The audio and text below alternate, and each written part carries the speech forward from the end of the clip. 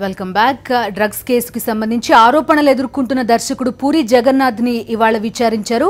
విచారణ అనంతరం పూరి వెళ్లిపోయారు. అయితే ఈ సిట్ ఇన్వెస్టిగేటింగ్ ఆఫీసర్ శ్రీనివాసరావు మీడియాతో మాట్లాడారు. ఆయన పూరి బ్లడ్ శాంపిల్ ఇచ్చారు. ఆ బ్లడ్ శాంపిల్ ని ఇన్వెస్టిగేషన్ కోసం పంపించాం. ఆ రిజల్ట్ వచ్చిన తర్వాతే దీనికి సంబంధించి విచారణ ఒక కొలిక్కొచ్చే అవకాశం ఉంది అని చెప్పారు.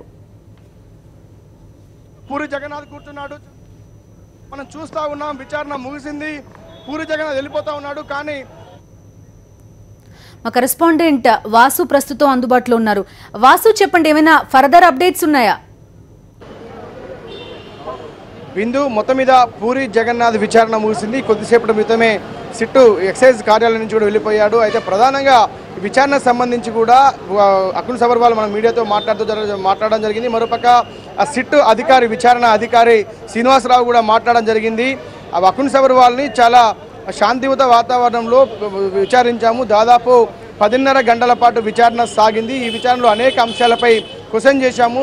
చాలా సవివరంగా ఆయన మాకు ఎక్స్ప్లెయిన్ చేశాడు. కాకపోతే తదుపరి విచారణ సంబంధించి ఎలాంటి ఆదేశాలు జారీ చేయలేదు. కానీ విచారణ కొనసాగుతుంది. ఈ రోజుతో విచారణ ముగియలేదు, ఇంకా విచారణ మిగిలే ఉందన్నటువంటి అంశాన్ని మాత్రం వాళ్ళు చెప్తా ఉన్నారు. ఎందుకంటే బ్లడ్ శాంపిల్ సంబంధించి కూడా ఉస్మానియా వైద్యులు ఇప్పటికే బ్లడ్ శాంపిల్ సేకరించారు. ఆ బ్లడ్ శాంపిల్ రిపోర్ట్ వచ్చిన తర్వాత కూడా విచారణ ఉంటుంది అని చెప్తా ఉన్నారు.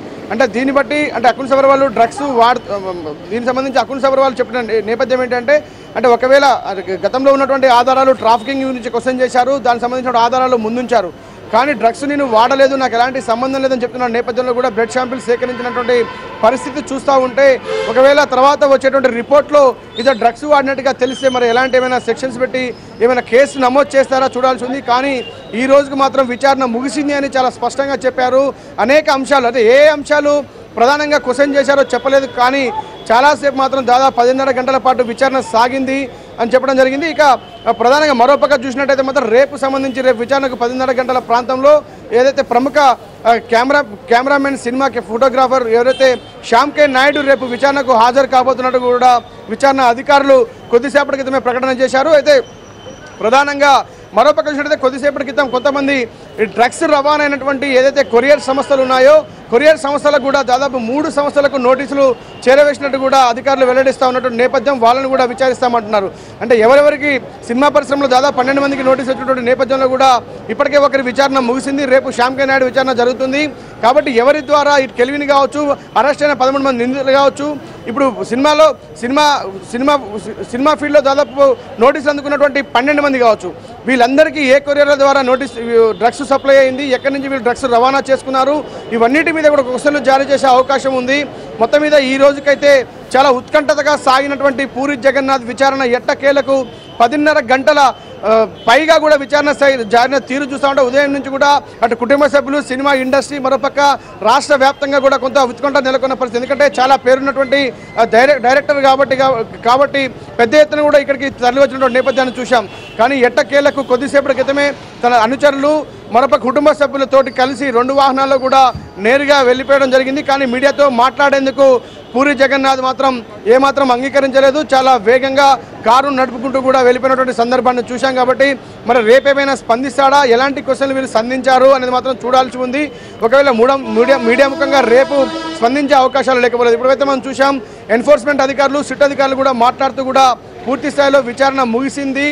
మరి తదుపరి విచారణ సంబంధించి మాత్రం ఎలాంటి ఆదేశాలు జారీ చేయలేదు. కాకపోతే బ్లడ్ శాంపిల్ సేకరించాం, ఆ రిపోర్టు వచ్చేంత వరకు విచారణ కొనసాగుతుంది. ఆ ఒక రిపోర్టు వచ్చిన తర్వాత కూడా విచారణ కొనసాగుతుందని చెప్పినటువంటి నేపథ్యాన్ని చూస్తా ఉంటే విచారణ ముగియలేదు. ఈ డ్రగ్స్ కేసు వ్యవహారానికి సంబంధించి కెల్విన్కి మరోపక్క ఈ పూరి జగన్నాథ్ సంబంధాలపై విచారణ కొనసాగుతుందని చెప్పడం జరిగింది. వాసు, అయితే అదర్ దాన్ సినిమా బ్యాక్గ్రౌండ్ ఉన్న వాళ్ళు ఎవరినన్నా విచారణకు పిలుస్తున్నారా? అంటే సినిమా ఇండస్ట్రీలో ఎవరైతే నోటీసులు అందుకున్నారో వాళ్ళ వివరాల వరకు తెలుస్తున్నాయి. మిగతా ఎవరినన్నా విచారిస్తున్నారా ఈ కేసుకు సంబంధించి? అంటే అరెస్టులు కొన్ని జరిగాయి, వాళ్ళు కాకుండా. దాదాపుగా ఇప్పటికే అనుమానితులు కూడా ఈ రోజు కూడా 3 రావడం జరిగింది. వాళ్ళు ఎవరైనా మాత్రం బయటకు వెల్లడించలేదు. వాళ్ళని కూడా క్వశ్చన్ చేశారు.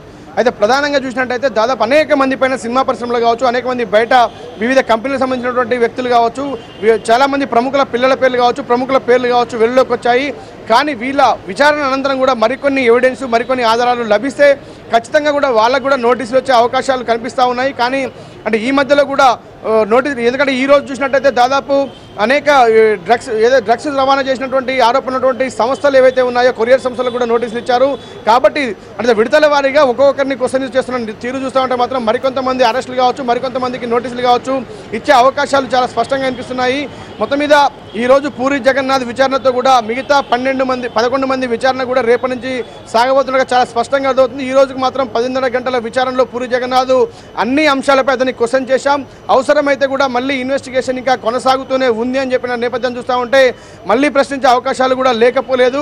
ఇక ఎందుకంటే బ్లడ్ శాంపిల్ కూడా సేకరించారంటే మెడికల్ రిపోర్ట్లో ఏమొస్తుందో చూడాలి. మెడికల్ రిపోర్ట్లో డ్రగ్స్ వాడినట్టుగా వస్తే తేలితే మాత్రం అది కూడా విచారిస్తాం, అది కూడా చూస్తామని కూడా మనం కొద్దిసేపటి క్రితమే మాట్లాడినట్టు తీరు చూస్తూ ఉంటే మాత్రం ఖచ్చితంగా పూరి జగన్నాథ్ సంబంధించి క్లియరెన్స్ కావచ్చు, ఎలాంటి పూర్తి స్థాయిలో కూడా ఎలాంటి సంబంధం లేదనే అంశాన్ని మాత్రం వాళ్ళు వెల్లడించలేదు. విచారణ కొనసాగుతుందన్నది మాత్రమే చెప్పడం జరిగింది.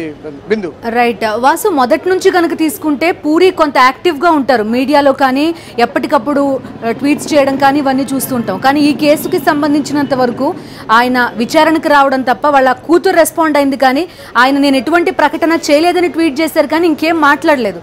సో ఈ మొత్తం వ్యవహారంలో పూరి వ్యవహార శైలి గురించి మీ అబ్జర్వేషన్ ఏంటి?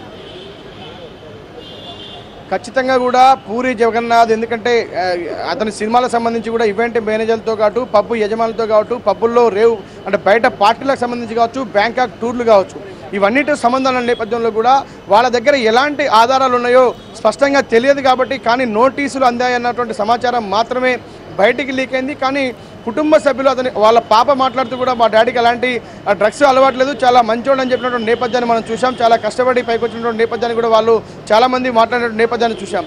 కానీ పూరి జగన్నాథ్ రెగ్యులర్గా అనేక అంశాలు, సాంఘిక అంశాలు, బయట సామాజిక అంశాలపైన స్పందించేటువంటి పూరి జగన్నాథ్, సినిమా అంశాలపై స్పందించేటువంటి పూరి జగన్నాథ్, కానీ అతనిపైన వచ్చిన ఆరోపణలు మాత్రం ఎక్కడ కూడా ట్విట్టర్లో కావచ్చు, బయట కావచ్చు, మీడియా ముఖంగా కూడా ఎక్కడా స్పందించలేదు. ఇప్పుడు కూడా మనం చూసాం, విచారణ ముగిసాక కూడా తన క్లియరెన్స్ ఉంటే ఏ తప్పు చేయనట్టయితే ఖచ్చితంగా మీడియా ముందు మాట్లాడే అవకాశం ఉంది అనుకున్నాం. కానీ ఎక్కడ కూడా కారు ఆపకుండా చాలా వేగంగా నెట్టుకుంటూ దూసుకెళ్ళినటువంటి పరిస్థితి చూస్తూ ఉంటే మరి విచారణ ఏ విధంగా సాగిందో చూడాల్సింది. మరి ఇన్వెస్టిగేషన్ అధికారులు కూడా చెప్తా ఉన్నారు, ఇన్వెస్టిగేషన్ కొనసాగుతుంది, ఇంకా ముగియలేదు. బ్లడ్ శాంపిల్ తీసుకున్నామంటే మాత్రం కొంచెం అనుమానించదగ్గాల్సిన అంశం అంటే ఇన్వెస్టిగేషన్ పూర్తిగా ముగియలేదు, ఇతనికి క్లీన్ చిట్ ఇవ్వలేదని మాత్రం చాలా స్పష్టంగా అర్థమవుతుంది. మరి తదుపరి విచారణ ఏ విధంగా ఉండబోతుంది, మిగతా ఆధారాలు ఏమైనా సేకరిస్తారా, అని చెప్పినటువంటి అంశాలను ఏమైనా పరిగణలోకి తీసుకొని ఇంకేమైనా ఇన్వెస్టిగేషన్లో ముందుకెళ్తారా, లేదంటే తిరిగి మళ్ళీ నోటీసులు ఇచ్చి ఏమైనా ఇన్వెస్టిగేషన్ చేస్తారా అనేది మాత్రం చూడాల్సినటువంటి పరిస్థితి. బిందు వాసు, అయితే ఇవాళ విచారణ అయిన తర్వాత కొత్త పేర్లు ఏమన్నా బయటకు వచ్చాయా, ఇంకా ఈయన ఏమన్నా కొంతమంది పేర్లు చెప్పడం ఇలాంటివి జరిగాయా? ఖచ్చితంగా కూడా దీనికి సంబంధించి అకున్ సబర్వాల్ చాలా స్పష్టంగా క్వశ్చన్ చేయడం జరిగింది. ఎందుకంటే మీరు పబ్బుల్లో ఇలాంటి కల్చర్ కామన్ అని చెప్పారు, సినిమా ఇండస్ట్రీలో చాలామంది ఈ డ్రగ్స్ వాడుతున్నట్లుగా మీరు చెప్తా ఉన్నారు. స్వయంగా అతనే చెప్తున్న నేపథ్యంలో కూడా ఇదంతా సినిమా ఫీల్డ్లో పబ్ కల్చర్లో కామన్ అని చెప్తున్న నేపథ్యంలో ఆ పరిచయాల ద్వారానే నాకు కెల్విన్ పరిచయం అయ్యాడు అని చెప్తున్న నేపథ్యంలో ఈవెంట్ మేనేజర్ చాలామంది ఇలాంటివి ఎంకరేజ్ చేస్తూ ఉంటారు. కాబట్టి ఎందుకంటే రేవ్ పార్టీలు ఏర్పాటు చేసినటువంటి ఇలాంటి ఈవెంట్ మేనేజర్లు సినిమా ఇండస్ట్రీ సంబంధించినటువంటి పెద్దలు ప్రముఖులు మాత్రమే ఇలాంటి పార్టీలకు వెళ్తూ ఉంటారు. ఇలాంటి అంటే అంత డబ్బు కూడా స్పెండ్ చేసే అధికారం అవకాశం కూడా వాళ్ళకే ఉంటుంది. కాబట్టి ఖచ్చితంగా ఎంతమంది సినిమా పరిశ్రమలో ఈ డ్రగ్స్ వాడుతున్నారు, మీకున్నటువంటి సమాచారం ఏంటి అనే కోణంలో కూడా క్వశ్చన్ ఇచ్చినట్టుగా స్పష్టంగా సమాచారం అందుతోంది.